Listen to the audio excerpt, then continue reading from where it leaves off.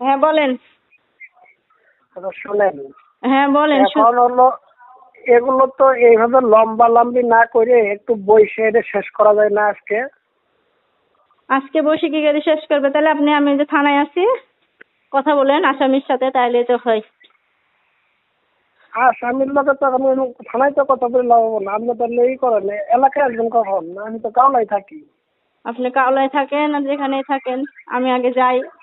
আমার উপরে যে মামলা, আমার বর আছে তো, তার সাথে কথা বলেন। সে যদি মীমাংসা করতে যাই করবে, আমার তো কোনো আপত্তি নাই, বুঝেননি?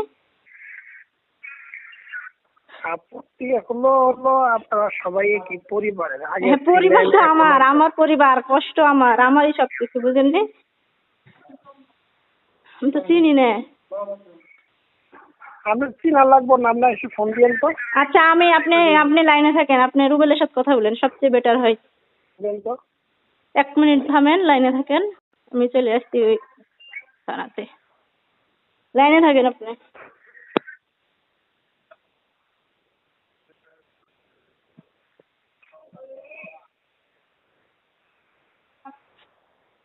সামনে রাজের অ্যাডভোকেট কল দিস, কথা বলা লাগবে। রাজের অ্যাডভোকেট। হ্যাঁ, রাজের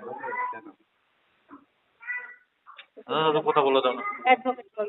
এরপর অন্য আসতে বললেন, ফোন ফোন বলে দেবে না তো, ওটা ডিউটি অফিসার না। আমি কথা বলেন আপনি। কি করবি? হ্যালো, বস বস। রোজন ভাই, হ্যাঁ শোনেন, বলে। বসে এটা মিল মিস করাই দেই না। মিল মিস হয়ে যান করতে কোনো তো নড়াচড়া করে কোর্ট কাছারি, উকিল, থানা, পুলিশ এগুলোই করে লাভ নেই। আমার টাকা গুলো আমার ব্যাগ দিয়ে দিক, আমার ক্যান্টিন আমার ব্যাগ দিয়ে দিক। ক্যামেরা দেখা যাচ্ছে তো, ওই সাইডে ওই সাইডে ভিতরে ভিতরে আমার ব্যবসা প্রতিষ্ঠান আমার দিয়ে দিক। আমার যেগুলো নিয়েছে 4 মাস ধরে ওগুলো দিয়ে দিক।